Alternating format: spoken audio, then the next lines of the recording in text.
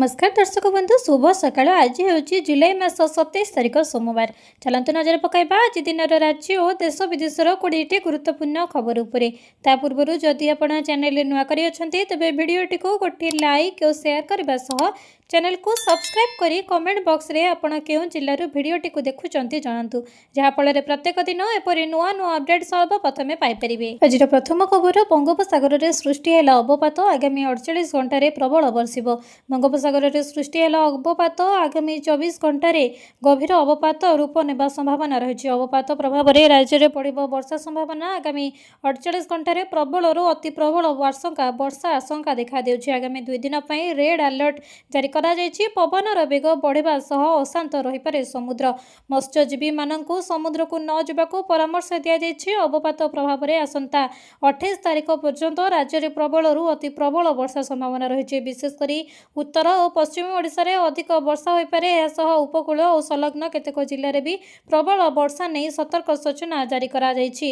एहा प्रभाव रे ओडिशा रे वर्षा लागि रहिबो। केन्दुझर जिल्ला रे स्थाने स्थाने प्रबल रु अति प्रबल वर्षार संभावना रहिछि। एने रेड अलर्ट जारी करिछि पाणीपाग विभाग। सेहिपरि आसंता 24 घंटा पई 10 जिल्ला को ऑरेंज वार्निंग जारी करा जायछि। परवर्ती खबर सुभद्रा और कन्या विवाह योजना को नहीं द्वंद्व। राजकोष उपरे चाप को नहीं बढ़िला चर्चा। नियमित योजना चलवा नहीं हाइकोर्ट को निष्पत्ति।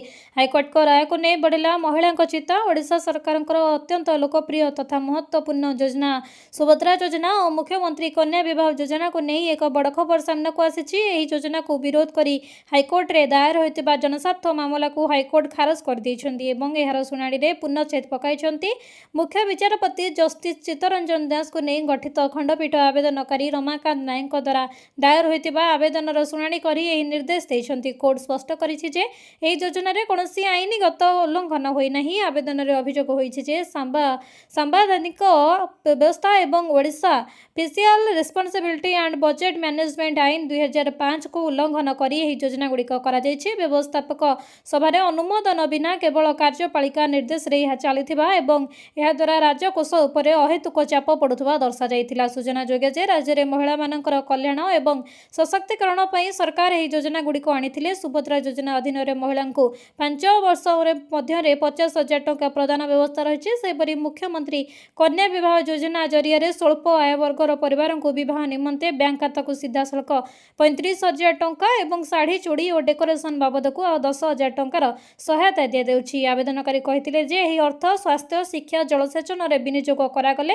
लोके अधिक लाभवान हेबे। तबे आपणकर मतामत कोन रहिछि कमेंट बॉक्स रे निश्चित जणांतु। परवर्ती खबर गैस सिलिंडर रे 700 टंकार सब्सिडी संसद रे सरकार को बड़ खुलासा जानतु। आज रेट सरकार सूचना दैछन्ति जे चलित वर्ष जून मास रे पश्चिम एशियार संकट कारणरू अंतर्जातीय बजार रे एलपीजी रो दाम व्यापक भावे बढ़िथिले मध्य 14.2 किलोग्राम घरोई एलपीजी सिलिंडर उपरे 700 टंकारु अधिक परोक्ष सब्सिडी दिया जाउथिला। एहा फल रे ग्राहक मानक पई खुचुरा दर सुलभ रहिथिला। संसद रे पेट्रोलियम और प्राकृतिक गैस राज्य मंत्री सुरेश गोपी कहते जे अंतर्जातीय बजार रे गैस दर बहुत बढ़िथिले मध्य सरकार एहार भार साधारण लोकंक उपरे पड़वा को देउनाहांती। सिलिंडर प्रकृत दाम केते विश्वस्तरीय अनिश्चितता और भू राजनैतिक उत्तेजना मध्य 14.2 किलोग्राम घरोई एलपीजी सिलिंडर प्रकृत मूल्य 1,600 टंकारु अधिक हो जाइछि। किंतु उपभोक्ता माने एही सिलिंडर को मात्र 942 टंकारे पाउछन्ती। अर्थात एही मूल्यर तफात को पूरण करबा पई सरकार और सरकारी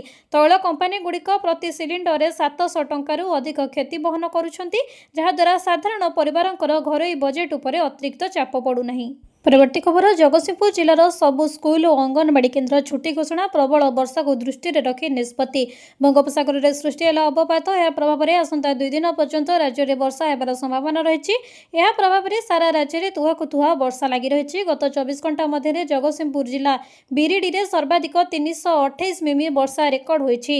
जहां दृष्टि रखी सोमवार जगतसिंहपुर जिलार समस्त सरकारी और बेसरकारी स्कूल सह अंगनवाड़ी केन्द्र छुट्टी घोषणा करा जायछि। प्रबल वर्षा को दृष्टि रखी छुट्टी घोषणा कले जिलापाल। गोटे दिन बंद रहिबो समस्त स्कूल और अंगनवाड़ी केन्द्र। बंगोपसागर रे सृष्टि होइतिबा अवपात प्रभाव आसंता 2 दिन पर्यंत राज्य में वर्षा हेबार संभावना रही। यह अवपात एवं चांदबाली रे 170 किलोमीटर पूर्व और बालेश्वर 180 किलोमीटर पूर्व दक्षिण पूर्व केन्द्रीभूत रही।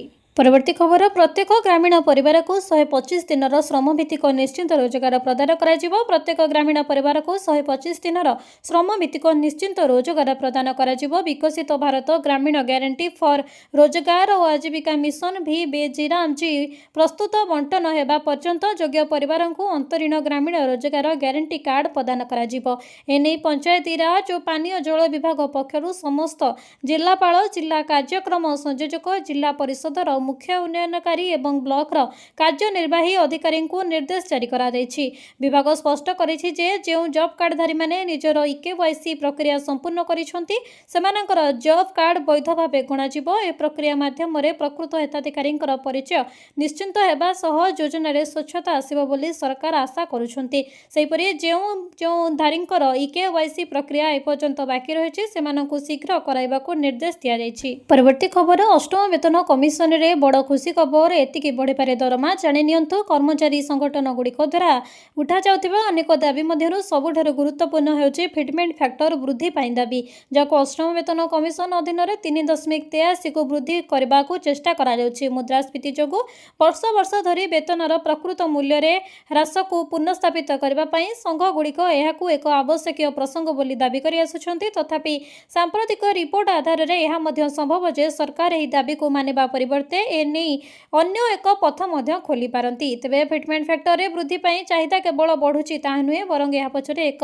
गुरुत्वपूर्ण कारण रहिछि। दरमा वृद्धि रे ए फिटमेंट फैक्टर को गुरुत्वपूर्ण बोली विवेचना करा जाय, कारण एही तथ्य को अनुमान करा जाय पारे जे जदि कर्मचारी मानकर दाबी अनुसार फिटमेंट फैक्टर को 3.83 को वृद्धि करा जाय तेबे केंद्र सरकारी कर्मचारी सर्वनिम्न प्रारंभिक दरमा 18,000 टंका रु 51,000 टंका को वृद्धि पाइबो, जहा फल रे यार परिमाण प्राय 69,000 टंका पहुंचबो। यह उल्लेखनीय जे केंद्र सरकारी कर्मचारी मानक पई वर्तमान फिटमेंट फैक्टर 2.57 अटे।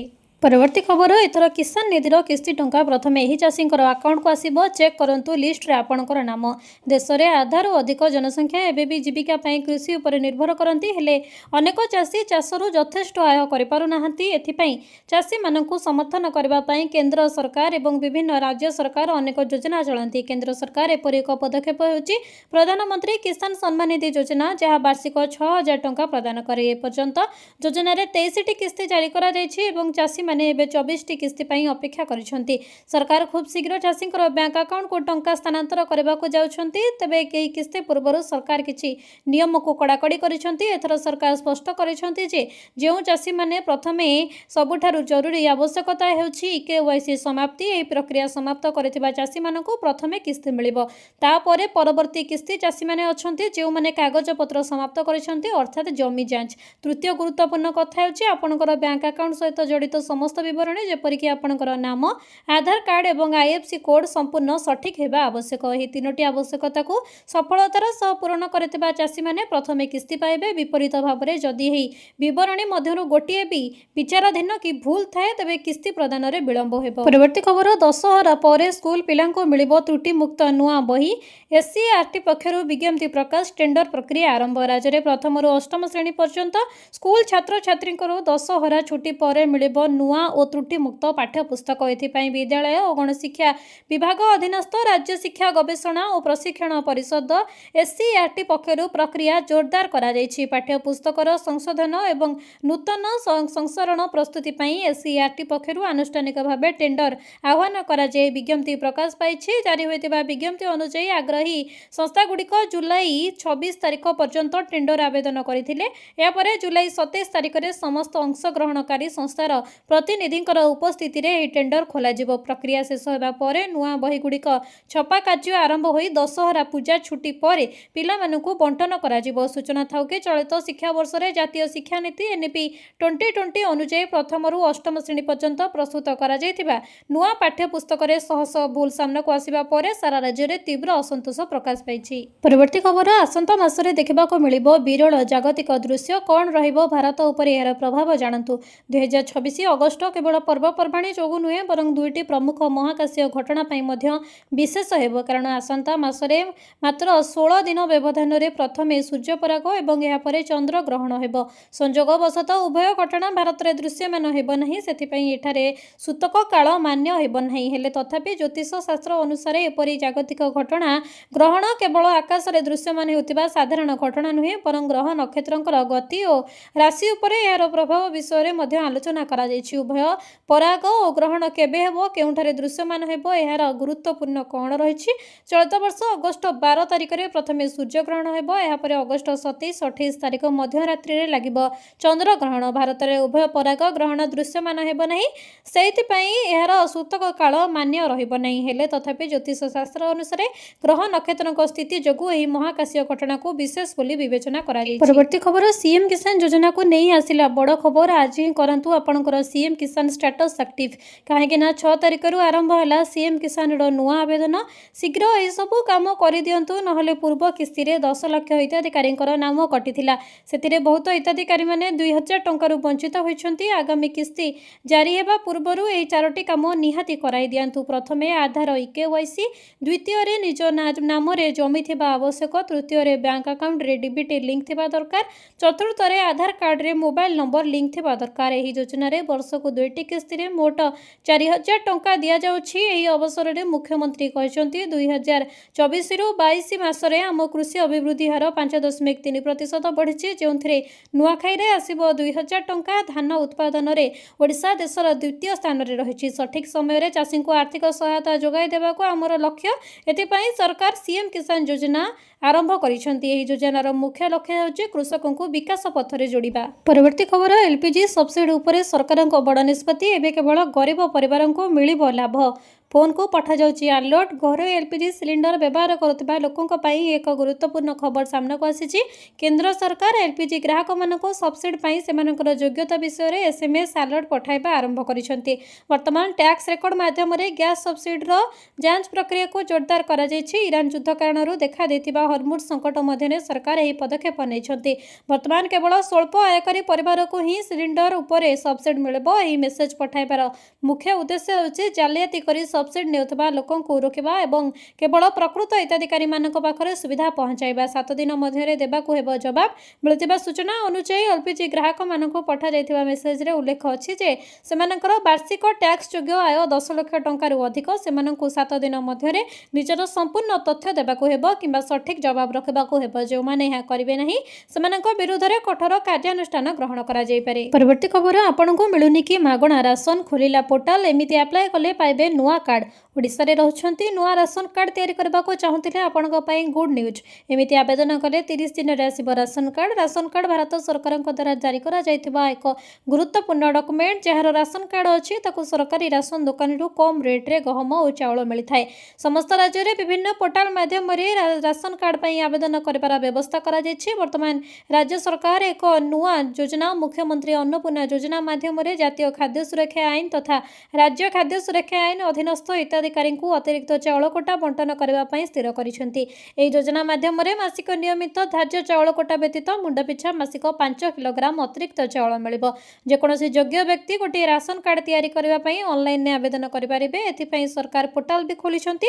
ଓଡ଼ିଶା ସରକାରଙ୍କ food supplies and consumer welfare department ୱେବସାଇଟରେ ପ୍ରତ୍ୟେକ ପ୍ରକାରର ସୂଚନା ପାଇପାରିବେ। ଏହି ୱେବସାଇଟରେ ଆପଣଙ୍କ ମାଗଣା ରାସନ କାର୍ଡ ପାଇଁ ଆବେଦନ କରିପାରିବେ। ବିଶେଷ କଥା ହେଉଛି ଅନଲାଇନରେ ସୁବିଧା ପ୍ରବର୍ତ୍ତନ ହେତୁ ଲୋକଙ୍କୁ ଆଉ ସରକାରୀ କାର୍ଯ୍ୟାଳୟରେ ବୁଲିବାକୁ ପଡ଼ିବ ନାହିଁ। ଆପଣ 30 ଦିନ ମଧ୍ୟରେ ରାସନ କାର୍ଡ ପାଇପାରିବେ। ପରବର୍ତ୍ତୀ ଖବର, ପିଏମ୍ ଆବାସ ଯୋଜନାରେ ଗ୍ରାମୀଣର ଚୂଡ଼ାନ୍ତ ହିତାଧିକାରୀଙ୍କ ତାଲିକା ପ୍ରକାଶ ପାଇଛି। ଏଭଳି ଯାଞ୍ଚ କରନ୍ତୁ ନିଜର ନାମ। ପ୍ରଧାନମନ୍ତ୍ରୀ ଆବାସ ଯୋଜନା ଗ୍ରାମୀଣର 2026 ବର୍ଷ ପାଇଁ ଚୂଡ଼ାନ୍ତ ହିତାଧିକାରୀ ତାଲିକା ପ୍ରକାଶ ପାଇଛି। ଦେଶର ଗରିବ ଏବଂ ବାସହୀନ ପରିବାରକୁ ପକ୍କା ଘର ଯୋଗାଇ ଦେବା ଉଦ୍ଦେଶ୍ୟରେ କେନ୍ଦ୍ର ସରକାରଙ୍କ ପକ୍ଷରୁ ଏହି ଯୋଜନାର ନୂତନ ତାଲିକା ଜାରି କରାଯାଇଛି। ଯେଉଁମାନେ ଏହି ଗ୍ରାମୀଣ ଆବାସ ଯୋଜନା ପାଇଁ ପୂର୍ବରୁ ଆବେଦନ କରିଥିଲେ ସେମାନେ ବର୍ତ୍ତମାନ ସରକାରୀ ପୋର୍ଟାଲ ଯାଇ ନିଜର ନାମ ତାଲିକାରେ ଯାଞ୍ଚ କରିପାରିବେ। ଆବେଦନକାରୀମାନେ ଅଫିସିଆଲ ୱେବସାଇଟକୁ ଯାଇ ନିଜର ରାଜ୍ୟ, ଜିଲ୍ଲା, ବ୍ଲକ ଏବଂ ଗ୍ରାମ ପଞ୍ଚାୟତ ଚୟନ କରି ସହଜରେ ଏହି ତାଲିକା ଦେଖିପାରିବେ। ଏହି ନୂଆ ତାଲିକାରେ ସ୍ଥାନ ପାଇଥିବା ଯୋଗ୍ୟ ହିତାଧିକାରୀମାନଙ୍କୁ ସିଧାସଳଖ ଡିବିଟି ଜରିଆରେ ଆର୍ଥିକ ସହାୟତା ପ୍ରଦାନ କରାଯିବ। ଗ୍ରାମାଞ୍ଚଳର ବହୁ ପରିବାର ଏହି ଯୋଜନା ମାଧ୍ୟମରେ ନିଜର ପକ୍କା ଘରର ସ୍ୱପ୍ନ ପୂରଣ କରିପାରିବେ ବୋଲି ପ୍ରଶାସନ ପକ୍ଷରୁ କୁହାଯାଇଛି। ପରବର୍ତ୍ତୀ ଖବର, ପିଏମ୍ ଜନମନ ଯୋଜନାରୁ ଏହି ଚାଷୀମାନଙ୍କୁ ମିଳିବ ଫାଇଦା, ଜାଣନ୍ତୁ କିପରି କରିବେ ଆବେଦନ। କେନ୍ଦ୍ର ସରକାର ଏବଂ ଦେଶର ବିଭିନ୍ନ ରାଜ୍ୟ ସରକାର ଚାଷୀମାନଙ୍କ ପାଇଁ ଅନେକ ପ୍ରକାରର ଯୋଜନା ଚଳାଉଛନ୍ତି, ଯାହା ଫାଇଦା ଦେଶର କୋଟି କୋଟି ଚାଷୀ ଉଠାଉଛନ୍ତି। ଏହିସବୁ ମଧ୍ୟରୁ ଅନ୍ୟତମ ହେଉଛି ପିଏମ୍ ଜନମନ ଯୋଜନା, ଯାହା ଆଜିକାଲି ବେଶ୍ ଚର୍ଚ୍ଚାରେ ଅଛି। ଏହି ଯୋଜନା ବିଶେଷ କରି ଅତି ପଛୁଆ ଜନଜାତି ଗୋଷ୍ଠୀ ଅର୍ଥାତ୍ PVTG ପରିବାରଗୁଡ଼ିକର ଜୀବନରେ ବଡ଼ ପରିବର୍ତ୍ତନ ଆଣିବା ପାଇଁ ଆରମ୍ଭ କରାଯାଇଛି। ସରକାର ଲକ୍ଷ୍ୟ କେବଳ ଆର୍ଥିକ ସହାୟତା ପ୍ରଦାନ କରିବା ନୁହେଁ, ବରଂ ଏହି ସମ୍ପ୍ରଦାୟଗୁଡ଼ିକ ଆଧୁନିକ ସୁବିଧା ସହ ଯୋଡ଼ି ହୋଇ ଚାଷ କାର୍ଯ୍ୟଠାରୁ ଆରମ୍ଭ କରି ରହିବା ସ୍ଥାନ ପର୍ଯ୍ୟନ୍ତ ପ୍ରତ୍ୟେକ ଛୋଟ ବଡ଼ ଆବଶ୍ୟକତାରେ ଧ୍ୟାନ ରଖାଯାଇଛି। ଯଦି ଆପଣ ମଧ୍ୟ ଏହି ଗୋଷ୍ଠୀରେ ଆସୁଛନ୍ତି, ତେବେ ନିଜର ଭାଗ୍ୟ ବଦଳାଇବା ପାଇଁ ଏହା ଏକ ସୁବର୍ଣ୍ଣ ସୁଯୋଗ। ଏଥିରେ ମିଳୁଥିବା ସୁବିଧା ଏବଂ ସବସିଡି ଆପଣଙ୍କର କାମ କରିବା ଶୈଳୀକୁ ସମ୍ପୂର୍ଣ୍ଣ ରୂପେ ବଦଳାଇ ଦେବ। ଏହି ଯୋଜନାର ମୁଖ୍ୟ ଉଦ୍ଦେଶ୍ୟ ହେଉଛି ଦୁର୍ଗମ ଅଞ୍ଚଳରେ ରହୁଥିବା ପରିବାରର ନିକଟରେ ପକ୍କା ଘର, ବିଜୁଳି, ରାସ୍ତା, ସ୍ୱଚ୍ଛ ପାଣି, ମୋବାଇଲ କନେକ୍ଟିଭିଟି ଭଳି 11ଟି ଜରୁରୀ ସୁବିଧା ଯୋଗାଇ ଦେବା। ପରବର୍ତ୍ତୀ ଖବର, ଲୁଣ, ଚା ଓ ଡାଲି ସବୁ ହେବ ମହଙ୍ଗା, ଟାଟା ବଢ଼ାଇବ ଦାମ, ସାଧାରଣ ଲୋକଙ୍କୁ ବଡ଼ ଝଟକା। ଯଦି ଆପଣ ଦୈନନ୍ଦିନ ବ୍ୟବହାରର ସାମଗ୍ରୀ କିଣୁଛନ୍ତି, ତେବେ ଆସନ୍ତା ଦିନରେ ଆପଣଙ୍କର ପକେଟ୍ ଉପରେ ଅଧିକ ଭାର ପଡ଼ିପାରେ। ଟାଟା କମ୍ପ୍ୟୁଟର ପ୍ରଡକ୍ଟସ୍ TCPL ସଂକେତ ଦେଇଛି ଯେ କଞ୍ଚାମାଲର ମୂଲ୍ୟ ଲଗାତାର ବଢ଼ୁଥିବାରୁ କମ୍ପାନୀ ଖୁବ୍ ଶୀଘ୍ର ନିଜର ଅନେକ ପ୍ରଡକ୍ଟର ଦାମ ମଧ୍ୟ ବଢ଼ାଇପାରେ। କମ୍ପାନୀ କହିବା ଅନୁସାରେ ଯଦି ଉତ୍ପାଦନ ଖର୍ଚ୍ଚ ଲଗାତାର ବଢ଼ି ଚାଲିବ, ତେବେ ଲାଭ ବଜାୟ ରଖିବା ପାଇଁ କିଛି ପ୍ରଡକ୍ଟର ଦାମ ବଢ଼ାଇବାକୁ ପଡ଼ିପାରେ। ଏଥିରେ ଚା, ଲୁଣ, ବ୍ରାଣ୍ଡେଡ୍ ଡାଲି ପରି ଦୈନନ୍ଦିନ ବ୍ୟବହାରର ଜରୁରୀ ସାମଗ୍ରୀ ସାମିଲ ରହିଛି। ତେବେ ଫିଲାନା କମ୍ପାନୀ ବଜାରର ସ୍ଥିତି ଉପରେ କଡ଼ା ନଜର ରଖୁଛି ଏବଂ ଆଗାମୀ ରଣନୀତି ମଧ୍ୟରେ ବଜାର ପରିସ୍ଥିତିକୁ ଆଧାର କରି ନିର୍ଦ୍ଧାରିତ କରିବ। କଞ୍ଚାମାଲ ମୂଲ୍ୟ ଲଗାତାର ବଢ଼ୁଛି, ଯାହା ସିଧାସଳଖ ପ୍ରଭାବ କମ୍ପାନୀର ଉତ୍ପାଦନ ଖର୍ଚ୍ଚ ଉପରେ ପଡ଼ୁଛି। ଏଥିପାଇଁ ଦରଦାମ ବଢ଼ିପାରେ। ପରବର୍ତ୍ତୀ ଖବର, ପୋଷ୍ଟ ଅଫିସର ଜବରଦସ୍ତ ସ୍କିମ୍, 10 ଲକ୍ଷ ନିବେଶ କଲେ ମିଳିବ 20 ଲକ୍ଷ। ବ୍ୟାଙ୍କ ତୁଳନାରେ ଅଧିକ ସୁରକ୍ଷା ଆଉ ଟଙ୍କା ହେବ 2 ଗୁଣ। ଯଦି ଆପଣ ଏମିତି ଏକ ସରକାରୀ ଯୋଜନା ଖୋଜୁଛନ୍ତି ଯେଉଁଠାରେ ନିବେଶ ସମ୍ପୂର୍ଣ୍ଣ ସୁରକ୍ଷିତ ରହିବା ସହ ନିର୍ଦ୍ଦିଷ୍ଟ ସମୟ ପରେ ଆପଣଙ୍କର ଟଙ୍କା ଡବଲ ହୋଇଯିବ, ତେବେ ପୋଷ୍ଟ ଅଫିସର କିଷାନ ବିକାଶ ପତ୍ର ଯୋଜନା ଆପଣଙ୍କ ପାଇଁ ହୋଇପାରେ ଏକ ଦମଦାର ବିକଳ୍ପ। ମାତ୍ର 115 ମାସ ଏହି ସ୍କିମ୍ରେ ନିବେଶ କରାଯାଇଥିବା ରାଶି 2 ଗୁଣ ହୋଇଥାଏ, ଯାହା ଲଙ୍ଗ୍ ଟର୍ମ ସଞ୍ଚୟ ପାଇଁ ଏହାକୁ ବେଶ୍ ଆକର୍ଷଣୀୟ କରିଛି। ଆପଣ ମଧ୍ୟ ଏହି ଯୋଜନା ଖୋଜୁଛନ୍ତି, ତେବେ ଆପଣଙ୍କ ନିବେଶକୁ ସୁରକ୍ଷିତ ରଖିବା ସହ ଟଙ୍କାକୁ ଦ୍ୱିଗୁଣିତ କରିପାରିବ। ଯଦି ହଁ, ତେବେ ଏହି ଦ୍ୱାରା ପରିଚାଳିତ ଏକ ସରକାରୀ ଯୋଜନା ଆପଣଙ୍କ ପାଇଁ ଏକ ଉତ୍କୃଷ୍ଟ ବିକଳ୍ପ ହୋଇପାରେ। ଆମେ କିଷାନ ବିକାଶ ପତ୍ର ଯୋଜନା ବିଷୟରେ କହୁଛୁ। ଏହି ସ୍କିମ୍ରେ ନିବେଶ କରାଯାଇଥିବା ରାଶି ମାତ୍ର 115 ମାସ ଅର୍ଥାତ୍ 9 ବର୍ଷ 7 ମାସରେ 2 ଗୁଣ ହୋଇଥାଏ। ଡାକଘର KVP ଯୋଜନା ନିବେଶ ସମ୍ପୂର୍ଣ୍ଣ ନିରାପଦ, କାରଣ ସରକାର ନିଜେ ଡାକଘର ଦ୍ୱାରା ପରିଚାଳିତ ସମସ୍ତ ଯୋଜନାରେ ବଡ଼ କିମ୍ବା ଛୋଟ ପ୍ରତ୍ୟେକ ନିବେଶକର ସୁରକ୍ଷା ଗ୍ୟାରେଣ୍ଟି ଦିଅନ୍ତି। ପରବର୍ତ୍ତୀ ଖବର, ଧର୍ମେନ୍ଦ୍ରଙ୍କ ଇସ୍ତଫା ପରେ ପ୍ରହ୍ଲାଦ ଯୋଶୀ ନୂଆ ଶିକ୍ଷାମନ୍ତ୍ରୀ। କେନ୍ଦ୍ର ଶିକ୍ଷାମନ୍ତ୍ରୀ ଧର୍ମେନ୍ଦ୍ର ପ୍ରଧାନଙ୍କର ଇସ୍ତଫା ପରେ ପ୍ରଧାନମନ୍ତ୍ରୀ ନରେନ୍ଦ୍ର ମୋଦି କେନ୍ଦ୍ରମନ୍ତ୍ରୀ ପ୍ରହ୍ଲାଦ ଯୋଶୀଙ୍କୁ ଶିକ୍ଷା ମନ୍ତ୍ରାଳୟର ଅତିରିକ୍ତ ଦାୟିତ୍ୱରେ ନିଯୁକ୍ତି କରିଛନ୍ତି। ସେ ତାଙ୍କର ବର୍ତ୍ତମାନର ଦାୟିତ୍ୱ ବହନ କରିବା ସହିତ ଶିକ୍ଷାମନ୍ତ୍ରୀ ପଦ ଗ୍ରହଣ କରିଛନ୍ତି। ପ୍ରଧାନମନ୍ତ୍ରୀଙ୍କର ପରାମର୍ଶ କ୍ରମେ ରାଷ୍ଟ୍ରପତି ଦ୍ରୌପଦୀ ମୁର୍ମୁ 2024 ଜୁଲାଇ 25ରେ ତୁରନ୍ତ ପ୍ରଭାବରେ ଧର୍ମେନ୍ଦ୍ର ପ୍ରଧାନଙ୍କର ଇସ୍ତଫା ଗ୍ରହଣ କରିଥିଲେ। ପ୍ରହ୍ଲାଦ ଯୋଶୀ ଏକ୍ସରେ ଟ୍ୱିଟ୍ କରି କହିଛନ୍ତି, ଆଜି ମୁଁ କେନ୍ଦ୍ର ଶିକ୍ଷା ମନ୍ତ୍ରୀ ପଦ ଗ୍ରହଣ କରିଛି। ମୋତେ ବିଶ୍ୱାସ କରିବା ଏବଂ ଏହି ଦାୟିତ୍ୱ ଦେବା ପାଇଁ ମୁଁ ମାନ୍ୟବର ପ୍ରଧାନମନ୍ତ୍ରୀ ନରେନ୍ଦ୍ର ମୋଦିଙ୍କ ନିକଟରେ କୃତଜ୍ଞ। ମୁଁ ଏହାକୁ ନମ୍ରତାର ସହ କର୍ତ୍ତବ୍ୟବୋଧର ସହିତ ଗ୍ରହଣ କରୁଛି। ପରବର୍ତ୍ତୀ ଖବର, ପେଟ୍ରୋଲ ପରେ ଖାଇବା ତେଲ ମହଙ୍ଗା, ଭାରତକୁ କାହିଁକି ଦେବାକୁ ପଡ଼ିବ 1.75 ଟ୍ରିଲିୟନ, ପିଏମ୍ଙ୍କର ଅପିଲ ପଡ଼ିଲାନି ପ୍ରଭାବ। ପେଟ୍ରୋଲ ଡିଜେଲ ଦର ବୃଦ୍ଧି ଯୋଗୁଁ ପୂର୍ବରୁ ହିଁ ସାଧାରଣ ଲୋକେ ଚିନ୍ତାରେ ଥିଲେ, ଏବେ ରୋଷେଇ ଘରର ଅନ୍ୟାନ୍ୟ ସାମଗ୍ରୀ ମଧ୍ୟ ଆକାଶ ଛୁଆଁ ହେବାକୁ ଲାଗିଛି। ପ୍ରଥମେ କ୍ଷୀର, ପରେ ପନିପରିବା ଏବଂ ଖାଇବା ତେଲର ଦାମ ମଧ୍ୟ ବଢ଼ିବାରେ ଲାଗିଛି। ଏଥିରେ ସୋରିଷ ତେଲ, ଚିନାବାଦାମ ତେଲ, ତିଳ ତେଲ, କଞ୍ଚା ପାମ୍ ଅଏଲ, ବୈନୋଲା ତେଲ ସାମିଲ ରହିଛି। ଏହାର ପ୍ରଭାବରେ ପୁଣି ଥରେ ଗୃହିଣୀମାନଙ୍କର ରୋଷେଇ ଘରର ବଜେଟ୍ ବିଗିଡ଼ିବାର ଆଶଙ୍କା ରହିଛି। ଦୈନନ୍ଦିନ ଖର୍ଚ୍ଚ ବଢ଼ିବା ଯୋଗୁଁ ସାଧାରଣ ପରିବାର ଉପରେ ଅଧିକ ଆର୍ଥିକ ଚାପ ପଡ଼ିପାରେ। ଖାଇବା ତେଲର ଦାମରେ ବଡ଼ ବୃଦ୍ଧି। ଖାଇବା ତେଲ ପ୍ରାୟ ପ୍ରତ୍ୟେକ ଘର, ହୋଟେଲ, ରେଷ୍ଟୁରାଣ୍ଟରେ ବହୁଳ ଭାବେ ବ୍ୟବହାର ହୋଇଥାଏ। ବିଶେଷ କରି ପର୍ବପର୍ବାଣୀ ସମୟରେ ଏହାର ଚାହିଦା ବହୁତ ବଢ଼ିଥାଏ। ଏଭଳି ସ୍ଥିତିରେ ଗତ एक मास ହେବ ଖାଇବା ତେଲର ଦାମରେ ବେଶ୍ ବୃଦ୍ଧି ଦେଖାଦେଉଛି। ଗତ ସପ୍ତାହରେ ଡଲାର ତୁଳନାରେ ଟଙ୍କାର ମଧ୍ୟ ହ୍ରାସ ପାଇଥିଲା। ଏହାର ପ୍ରଭାବରେ ବାହାର ଦେଶରୁ ଆମଦାନୀ କରାଯାଉଥିବା ଖାଇବା ତେଲର ଦାମ ବଢ଼ିଛି। ଏହି ମୂଲ୍ୟ ବୃଦ୍ଧି ପ୍ରଭାବ ସିଧାସଳଖ ଗ୍ରାହକଙ୍କ ଉପରେ ପଡ଼ିବା ସହ ଘରୋଇ ବଜେଟ୍ ମଧ୍ୟ ପ୍ରଭାବିତ ହେବାର ଆଶଙ୍କା ରହିଛି। ପରବର୍ତ୍ତୀ ଖବର, କମିଲା ଅଣ୍ଡା ରେଟ୍। ଏବେ ମାତ୍ର ଏତିକି ଟଙ୍କାରେ ମିଳୁଛି ଅଣ୍ଡା, ହେଲେ ବଢ଼ୁଛି ପାଉରୁଟି ରେଟ୍।